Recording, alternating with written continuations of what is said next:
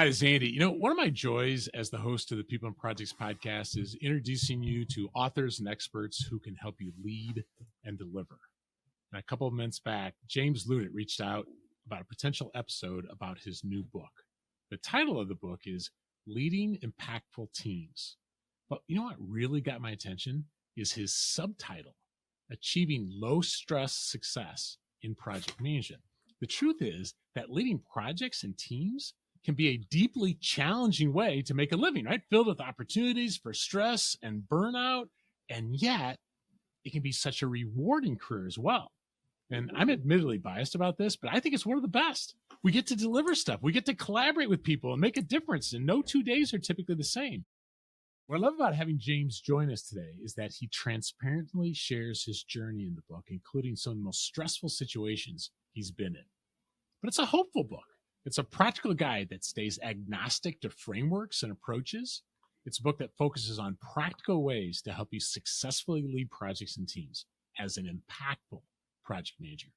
In today's discussion, James will help us understand what he means when he uses that term, being an impactful project manager. You'll learn about a powerful meeting facilitation technique called SAVE, S-A-V-E, and how to start using that one right away. James will share insights about the relationship between value and effort, including ideas for how to estimate and measure value. You don't hear that very often. You'll learn about the theater of crisis and so much more. It's a conversation you're going to enjoy and benefit from. A quick note, I want to invite you to join our Lead 52 family. It's a group of leaders who are committed to transforming our ability to lead and deliver. It's 52 weeks of leadership learning delivered right to your inbox, taking less than 5 minutes a week, and it's all for free. Learn more and sign up at getlead52.com. Thanks. Let's jump into today's discussion with James about his new book, Leading Impactful Teams. James, thank you for joining us on the People and Projects podcast. Andy, it's great to be here. Thanks so much for having me. I've been looking forward to it, man. Hey, we'll talk more about your book in a bit, but I'd love to start by asking you about your early years, because you mentioned your mom and dad in the book with multiple references actually to some fatherly wisdom from your dad. And was there anything about your family culture experiences growing up that maybe helped form how you think about leading teams and projects? Yeah, like I was very lucky to grow up in a family, a loving family, with some different kind of styles and personalities in it. But my parents ran a business, so they were their own entrepreneurs. And my dad invented this like robot for teaching kids in schools, maths in schools. It was called Pip. And so what I saw growing up is the ownership of everything. It was this idea of, and actually I read it in Jocko Willink's book just a year or two ago about extreme ownership. But I saw that growing up is like, if you're running a business, whatever goes wrong, it's up to you to fix it, right? It's whatever the opportunities are, it's up to you to take advantage of them. And I think having seen that with my family, that's something that I've taken into projects going forward. And the other thing that my dad always brought was this kind of problem-solving approach to things. There's always like ways of thinking about things. He's an engineer, and he looks at things in slightly different ways. And so we all have this. It's a bit of a problem in the family sometimes. We all solve problems, right? And we all solve them in slightly different ways. And so when I started learning about some of these techniques and bringing in ideas and figuring out how to prioritize things, those all became really, really interesting to me. So yeah, really lucky to have some great insights. My dad's a kind of quirky fellow, like he explains things in interesting ways. And you know, it's nice to have that sort of confidence to explain things the way that you see them, not necessarily the way that, you know, they've been explained to you. I think there's something about even growing up with a quirky parent, like it shows you don't have to just fit in. You can look at problems differently, you know? And so, yeah, what a gift, man. That's cool. It was brilliant childhood, and I got to do things like going to exhibitions and like you know, speaking to people aged 10 and 12, showing them how to use these robots, and all of a sudden you're kind of like you're in a sales you know environment, and you know, and who gets that at that age? That's great. That's so good, you know, because in some ways everybody's a project manager, in some ways everyone's a salesperson, right? And so you got from an early age to kind of see it and practice it. That's super cool. That is great, James. Yeah. You know, you mentioned Parkinson's law a couple times in the book, and that often comes up in the project management world, but I thought it was so interesting. you also make it clear early in the book that this famed law isn't completely true. You say that work does not simply expand to fill the time available, which is usually how you hear it. So, what do you mean by that? And how did you experience that reality personally? Yeah, I mean, my addition to it is that, like, for intelligent, creative, hardworking people, work is infinite. You can always think of something else to do that will going to drive your goals forward or drive your project forward. And I think I certainly find that when I've got gaps in my time, I'll fill it. And my team kind of in some of my roles have noticed this, and they feel like, make sure that James doesn't have any space because he'll think of other things for us to do. But it does, because if you're looking at the outcome, if you're looking at the end point, there are so many things that you can do to drive it forward. And then the sort of story at the beginning of the book is my experience of maybe taking that too far. And I'm not going to tell the whole story here because it's a bit of a spoiler, but it's quite an emotional journey for me that I share in the first sort of half chapter or so of the book. And I suppose the headline is in around about 2016. I was working really, really hard. I had a big project that I was running. I had lots of plus ones. I don't know if anybody listening has these kind of plus one things that you do on the side. So various plus ones that I was doing for the company that I was working for. Also 3 young kids, not getting enough sleep, and just over time, just took myself to a level where I became exhausted. And without putting too much of a spoiler on it, there was a pretty exciting incident which ended up with me in a sticky situation, let's say, and really standing back and having a chance to look at my life again, and think about, actually, how am I dealing with this stuff, because I'm not doing a great job on it.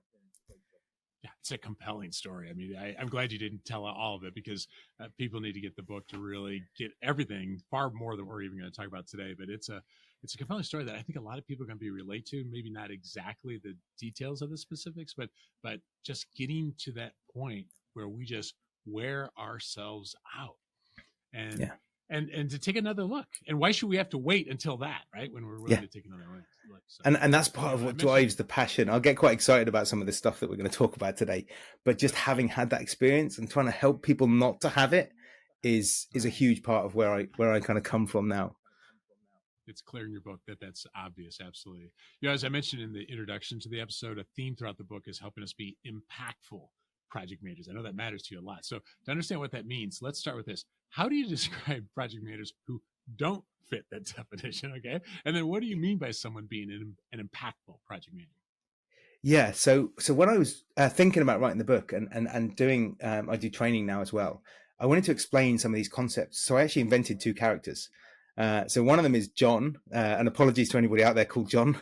But John is kind of this idea of like a traditional project manager, very much kind of command and control, very experienced, probably knows a lot about what they're doing and works really, really hard, and probably very, very clever, but hasn't quite figured out how to actually empower and grow their team so that they can get their team to do the best things. And I certainly see myself back pre 2016 as having some of those traits and those behaviors. I think I take lots of things on myself, drive things forward just by pure effort, and just keep going. A friend of mine describes project management, or some of the project managers in their organization, as apparatchik project managers. So people who are just following the process. You imagine an apparatchik is like one of these bureaucrats in sort of Soviet Russia, doing what they've been told to do because that's what they've been told to do. So they're filling in a risk log because they have to fill in a risk log, or they're making a plan because they have to have a plan. And I think that's quite a dangerous thing that a lot of organizations, not from the fault of the individual, but a lot of people end up doing that because that's what they're asked to do. They're asked to fill in a risk log and they're asked to make a plan. And I think if you can stand back from that, then you can become what I call an impactful project manager. So the character in the book, and they're not really characters, they're just really example type people, is Jill. And Jill is very much more able to get ideas from her team and her stakeholders, engage with people very much more effectively, but stand back and look at the bigger picture and make sure that things like prioritization are happening really effectively on her project, and difficult conversations are taking place, and there is the right level of transparency to what's going on, and really just thinks about the systems and the processes, but with an understanding that she understands why she's doing all of the things that the organization is asking her to do, and then uses them in the right way. Yeah, that's good. I love how you keep those characters throughout the book, and I think a lot of us can relate to times we've been John, and hopefully with times we've been Jill. But yeah, we talked about your father before, but one of the lessons your dad shared with you and your siblings is experience is worth what it costs you. I've never heard it Yeah. said that way, and I thought that's brilliant. How's that idea helped you in your career this far and with projects? Yeah, and I mean, like I said, I'm very lucky. When I was 16, my dad said to me, he said, James, in 2 years' time, you're going to fill in your university application form. So you need to do stuff now that's going to look impressive when you write it on your application form. And nobody else had that piece of advice. So when we came to write the application form, I had been, chairman of the Venture Scouts, and I'd founded the Philosophy Society, and I'd been captain of the chess team. Now, none of those things were hard things to do or even get. Like, everyone looking around the room going, who's going to be chairman? Like, there's a lot of fingers pointing in my direction. Okay, I'll take that on. Right? But I put those on my application form. And even though I'm not particularly academic, I got to Oxford off the back of having those kinds of things that were just differentiators. And I think when you talk about experience being worth what it costs you, like, go out and have the experiences. And some of them are going to be painful, but the learning from them is going to be valuable. And I think that's the thing. If the more experience you can have, the more opportunity you get to go and do different things and try things out, you'll learn from those things, and you'll become better at everything in the future off the back of that. Yeah, that's so good. I love how you explain it. I think of some of the biggest mistakes I made as it cost me a lot, but I remember them a lot more. So Yeah, that's how I kind of took like the experience. It cost me a lot, but yeah, now I actually learned a lot that way too. yeah. And that experience back in 2016 cost me a lot, but I learned a huge amount from it, and a huge amount. And my life is completely different now off the back of it. So, I'm very grateful that I had it. For sure, right on. One of your go-to meeting facilitation techniques is abbreviated SAVE. So, would you tell us about each step of the process? Because I think it's super practical, and a lot of us use it, maybe some elements of it without even realizing it, and then maybe an example of how you like to use it. Yeah. So have you heard of the hippo? Mm-hmm. Yep. Yeah. Highest paid person's opinion, is it? Something like that. That's it, the highest paid person's opinion, right? And it's one of the most dangerous things that you get in any kind of brainstorming session, or actually a lot of meetings, which is the sort of senior person in the room shares their opinion on something, and all of a sudden all these ideas that other people might have had in their brains get shut down. Not because it's deliberate, it's just they never get a chance to breathe. They never get aired. So it's funny, I talk a lot to senior people, and they know about this problem. But they find it very, very hard to shut up themselves. They're literally like, they know that and they come to me and say, James, how do I get my team to share their ideas? And I said, shut up is the answer. But you actually need a technique. Yeah, exactly. There's it. But you need a technique to do that. And anybody can use this technique. So I came across 3 techniques just in the design thinking world that I thought were really good and really effective for just actually a lot of work, not just project management, but a lot of work. So the first thing in the S in the SAVE technique, and I didn't invent any of these, but I did kind of, I suppose, bring them together and put an acronym around it. Is silent writing, right? So what you do is you ask the question that you want to ask. So let's give that example now. So let's say you're looking for the risks on the project, and you want to identify the risks on the project. So you ask the question, what could go wrong here, right? And then you give everyone a few post-it notes and a pen, and you invigilate the thing, and you say it's silent writing. I don't want anybody to look at anybody else what anybody else is writing. I don't want anybody to talk. And you actually go around and you kind of look at people and no, hang on, no talking, right? And you actually enforce the silence, and you let it run for a few minutes. 5 minutes is often enough, and people start writing. And then they look up into the sky or into the ceiling, and they start thinking, and then they write something else, and they go deeper into their brains in a way that they just don't get to do in most meetings. And the great thing about writing it down on a post-it note is once it's on a post-it note, it's safe. It can't go anywhere. It's there. It's in the room. It's a physical thing. And once you have that, then you can then take that and do other things with it. So the next thing, the A in the SAVE technique, is affinity clustering. So then each person goes around and the project manager goes last or the facilitator goes last, but each person then reads out the ideas or the risks or whatever it is that you're talking about, but the ideas that they've come up with, gives them to the project manager, and they put them on the board in a kind of random way. And what you're looking for is clusters of things that are similar and things that are different. And you go around the whole room and get everybody's ideas up on the board, and these clusters start to emerge. And some things will be big things that lots of people have thought about. And then there's these little ones, which is just one person's thought about. And that's the real value. That's the stuff that you would have missed otherwise. So that's the S and the A. And then one of the things I talk about a lot in the book is prioritization and how to prioritize. And there's different ways of doing it. We might talk about value and effort in a bit, but one way of doing it is just a vote, right? So just take the group of people who are in the room with you and you say, right, you've got 3 votes each. What do you think? Given the fact that we've all got these ideas now, what do you think the biggest risk is? And you say you've got, you might give everyone 5 votes, and you say, give your top vote, your top thing 2 votes, and then 1, 1, 1, and then anything that's not that important, don't give it any votes. And then you vote, and then you add them all up, and now you've got that most amazing, powerful thing, an actual prioritized list, right? This is number 1, this is number 2, this is number 3, this is number 4, and that becomes the starting point of your risk log. And equally, you can do it with tasks or stakeholders. You can identify stakeholders this way. And then because I was writing a book and I had an acronym, and I already had SAV, it was pretty obvious that I needed an E. And so you take that and you execute the SAVE technique. Yeah. It's so brilliant. It can help with when the hippo's in the room, so to speak, but also I found when there's more introverted and extroverted people. So it's not even a power differential, it's a personality differential, right? It can be helpful to do that. Yeah. Absolutely. And the other thing, a lot of thing about buy-in, a lot of people come to me, how do I get people to buy into my stuff, my idea or my thing? If you're asking them for their ideas, this is how you get buy-in, right? It's not about just going to people and trying to influence them to do your thing. It's making the thing their thing by bringing them in and asking them what you should do. So it's a huge part of the success of any change program, is to ask the people who are going to be impacted by it what they think early and all the way through. And if you keep that feedback loop going, then you can build a team that is really driving change and engaged with that change as well. I love it. Brilliant.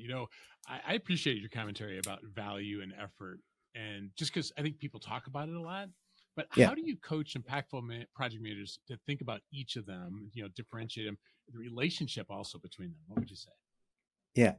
So when I was lying in the hospital bed back in 2016, my brother, he's kind of cool. He's like a hippie. He's got a big beard and long hair, and he makes harps for a living.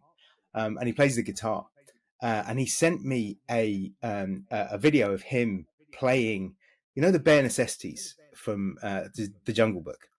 And there's a line in the bare necessities that I use on the training course, and it's Baloo the Bear, and he says, when you pick a pawpaw or a prickly pear and you pick a raw paw, well, next time, beware. Don't pick the prickly pear with a paw. When you pick a pear, try to use the claw. But you don't need to use the claw when you pick a pear with a big pawpaw. And what he's talking about, and I kind of break that down, it's a bit of a mouthful, I practice saying it. But what he's talking about is value and effort, right? So a pawpaw is actually, it's a papaya. It's like a big, juicy, yummy thing with loads of value in it. It's quite easy to get hold of. And a prickly pear is it's not quite what it says on the tin. It's like a little tiny thing with a bit of fruit in it, but spikes on the outside. And if you spend your time going around picking prickly pears, they're hard and you need to use tools. And nowadays, when I think of tools, I think of things like ChatGPT. I think of things like, escalation, delegation, coaching, training, YouTube videos, those kind of things that can help you get better at things. But you don't need to use a claw if you're only focusing on high value, low effort things. So Henrik Nyberg, you might have come across Henrik. He's a bit of a guru in the agile world, and he did a great video called Product Ownership in a Nutshell. And in it, he talks about prioritization in Scrum. And he says, things like, you're looking at value and effort of each things. And some things are, two things that are equal value. One's easier. Do the easier thing first. So it's a great video if anybody wants to look it up on YouTube. But the thing I'd take it a little bit further is it's worth actually holding yourself to put a number on value. And different organizations have different numbers. Most organizations, probably it's going to be money, because that's the language of the organization. That's what organizations make decisions based on, and they understand. So I think for probably 80 or 90% of the organizations I work with, I encourage people to try and estimate a business value in euros or pounds or dollars. But for some organizations, I did some work with a heart charity a few weeks ago, and they cared much more about the patient's voice and about certain things like, the number of miles cycled in Galway, and things like that. They're going to make people healthier. So then you tie that back to the value of that organization. And then likewise on the effort side, I would be a huge advocate for proper estimating using planning poker, and actually understanding, having good conversations about your estimates, and then figuring those things out. And the key thing here, right, is while you're putting a number on things, what it forces you to do is have a good conversation about it. Even if the number isn't right, everybody gets a chance to put input into it, to argue about it, to disagree or whatever, and come to a number that everyone can kind of agree on. So it becomes much less about the number itself and much more about the conversation around it and getting everybody to understand either this thing is valuable or it isn't. And when you do this, what I noticed when I was chief information officer at a big recruitment company here in Ireland, I put this to people and I challenged them. I said, okay, tell me why we're doing this. Let's put a value on it. And approximately 50% of the work disappeared because they couldn't articulate the value. And all of a sudden, you're having much better conversations with stakeholders. I think it's so brilliant because just because something's easy doesn't make it low value. Like sometimes we just put those together, Yeah. And the whole idea of minimum viable product, sometimes that is something we can get out there sooner. And so it actually might have high value because we can just get it out sooner. And so, and I think you have the book, if it's high effort and low value, don't do it. So, don't do it. It's just yeah. I think it makes sense as you explain it in the book really well. And I don't know, many people talk about value, but I think quantifying it can be challenging. And so your scope and prioritization chapter has some really good thinking about what we're talking about here of estimating value. So I'm just curious, they need to get the book to actually really understand it, but could you give us a highlight of how do you like to estimate value? So I like to so the first thing I do is write down, okay, let's just write it in words. Why are we doing this? Back to Simon Sinek, start with why, right? So this is, just write it down. Why are we doing this? We're doing this because it's going to save us time, right? We're going to make this report because it's going to save that team time. Okay, great. Now I understand why we're doing it. How much time is it going to save them? Okay, so then you kind of can put, so how many people are in the team? How much time per week are they currently spending? How much time will they be spending once we have the report? Add those up, multiply it all out, and just do the maths. We're all capable of figuring that out, and then put a number on it. And then the interesting thing is you can't then argue with the maths. What you can argue with is the assumptions. You can say, well, actually, that person gets paid more than that or less than that, or you haven't included the loaded cost of the office that they're working in or whatever. And you can just tweak the numbers. But because you force yourself into a calculation, you've now got a number, an endpoint number. And then you can kind of gut feel against it and go, yeah, that feels broadly about right. And I'm happy with it. And everyone can do this for all kinds of numbers. So, for example, if you're talking about risk reduction instead of time saving, you can talk about maybe okay, well, what happens if there was a data breach? That would cost us £1 million, but the chance of a data breach at the moment is 10% across the whole company. And by doing this, we could bring that down to 9.95%, right? How much actual impact are we going to have from just this one little report that we're doing to save us from a data breach? And then you multiply all those things out and you find out that the business value of that thing is small or big, but in a lot of cases, much smaller than you think. And all of a sudden, instead of only focusing on risk-related things, you actually get to open the conversation about maybe some client customer value type things that wouldn't have got a look in because the risk manager is sitting there saying we have to do everything possible to reduce risk. So in some organizations, this simple approach can really unlock a huge amount of the projects that wouldn't otherwise get done because there's too much noise around IT security or risk or some of those kind of less customer facing things. And what I took from that, and that was a really good overview, is it's not even that you get the number right as much as the discussions around it. I mean, is that kind of fair to say? You're trying to get it as accurate as you can, but it's the discussions. Yeah, because what you're going to use the number for is prioritization. Like, yes, some people will then say, okay, you've got to deliver that amount of business value. And there is some, there's some good thinking in that. But I would just say, no, all we need to decide is what we should do next, right? It's the only thing we ever have to answer. And if we can show that the thing we're working for, at least as far as we understand it now, has a high level of value and is relatively low effort, then great, let's do that. Yeah. One of the challenges I feel like we face regularly on projects is, problems come up and how do you deal with it when those happen? So you talk in the book about knowing the right level of urgency, what I thought was really interesting. And you actually don't hesitate to use the terms acting and theater of crisis. So I'm curious, like, what do you mean by those and some practical ways that they can be applied? Yeah. So your energy level as a project manager matters. So if you want to get into a nice cadence and I'm in control, we're just running the thing and we're doing the thing and we're prioritizing and it's great and everybody's working really, really well. But sometimes that's not true, right? Sometimes something goes wrong and how you behave in that moment matters. So what you mustn't do is run around like a headless chicken going, I don't know, bad things have happened, right? But you've got a period of time, probably a short period of time when something like that happens, to make a quick plan. But then what stakeholders want to see is how seriously you're taking the thing, right? If it's really genuinely urgent and critical, and if you kind of wander in and start having meetings at the same sort of pace that you normally do, with the same, oh no, hang on a second, I haven't finished the steering pack, so we can't have the meeting. Like, no, we've got a crisis. So things like ramping up your status. So I don't know if anybody has seen this, but like some projects cancel their steering meeting because they're in crisis. And I think that's a terrible idea. I think you need to ramp up governance when there's a crisis, but make it simpler. So my status report typically once a week, right? Friday afternoon, status report goes out. Everyone can read it when they're relaxed, and then we'll get into the stuff next week. But if I'm in the middle of a crisis, my status horizon can come all the way back. I've had it down as low as 2 hours.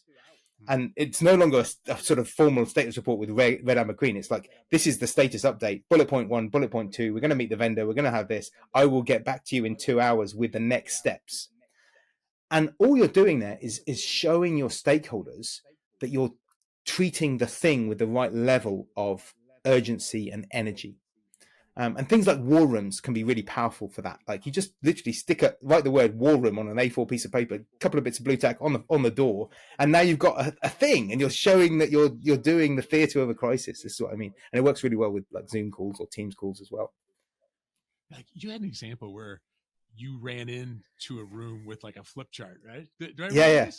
That's right. And you're just trying to, and it just showed a level of urgency. And then you ran out with it, and you could have done it differently, right? You could have been much more British, right? Or you could have been much more just like, oh, let's have a conversation.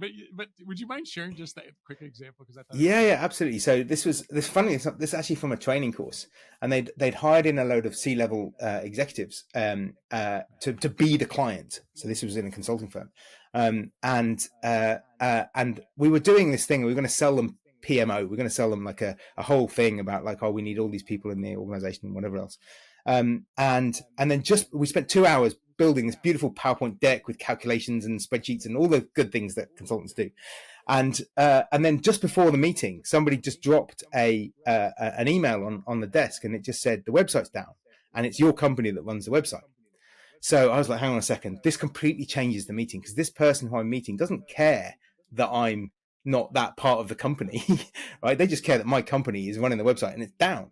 So I decided that the right answer to this was literally just to draw up a plan, quick plan in 5 minutes. Oh, we need sign off for this. This database needs a reboot, and we need an outage for this thing. And just wrote that on a flip chart.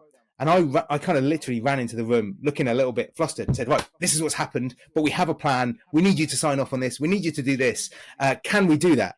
And the guy across from me looked at me, and obviously this was all made up stuff, but he looked at me and went, yeah, let's do that. Okay. And then I took that plan away, and the rest of my team walked in and sat down with him and talked about PMO, because he knew that the thing was in hand and there was nothing he could do to make it better, because I was doing all the things that would make it better. And I think that's what I mean by the theatre of a crisis, that your people want to help. They know there's a crisis. They want to make sure that everything that can be done is being done. And if you can show that that's the case, that's really important. Yeah, love it. You wrap up the book mentioning there are 3 levers that can be highly effective as we just think about leading our projects. So you mentioned transparency, prioritization, and humanity. So once again, listeners need to read the book to get the full picture. But what are some of the highlights you'd share about what each of those mean and why they're so important? Yeah, I mean, I think when I boil it down, because I start the training course asking people like the question, what do you need to know about project management? And at the end, we kind of revisit it. So it's like, although there's a structure to the thing, it goes off in different directions depending on who's in the room. And these themes started to emerge as I talked to more and more people about actually the challenges in a lot of organizations. So the first one, transparency. There's this concept that I picked up from the agile world of information refrigerators and information radiators. So an information refrigerator is like your plan, if it's just your plan, like in a Microsoft project plan that no one else has got a license for, and you can't show it to anybody else, but it's just your thing and you haven't told the story.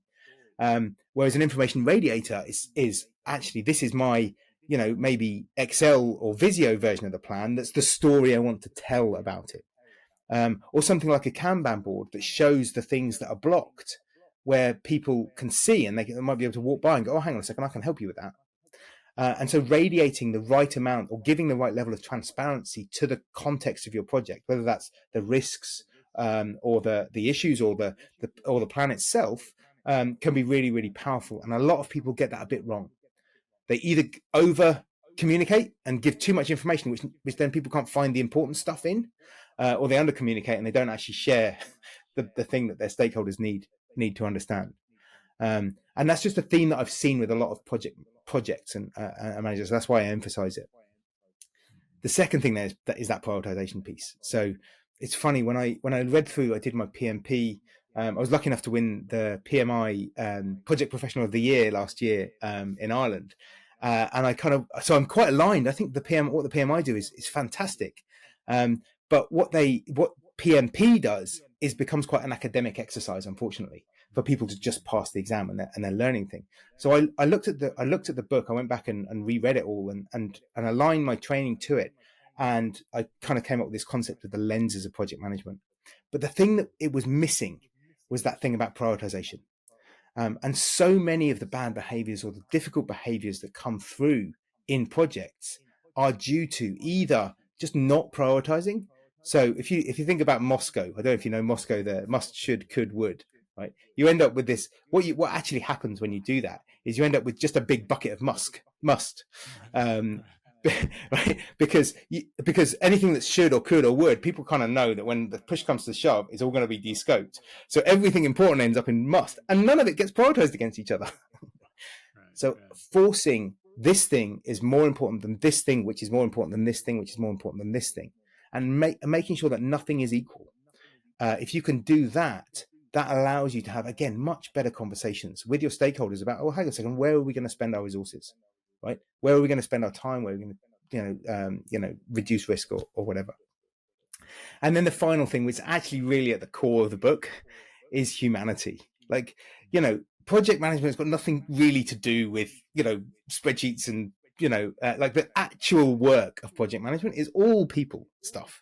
It's all listening to people, understanding them, coaching them, guiding them, learning from them, teaching them, all of that stuff, and being human about it all. So sharing, like I'm very involved in scouting. Like I really love like scouting. We're actually going on our group camp tomorrow, and hopefully we're going to get some decent weather here in Ireland. But I think that sharing something like that, all of a sudden now you've got a connection with someone, and they can ask me about scouting next time we meet, and they probably care something about it. And I think just connecting with people on a human level and putting yourself in their shoes. Dale Carnegie, How to Win Friends and Influence People 101, the first book that most people, well, the second book after mine, the first book that most people should read is How to Win Friends and Influence People. And that's all he says. Just put yourself in the other person's shoes over and over again. If you can do more and more of that, then you'll be in a better place as a project manager. So good. Yeah.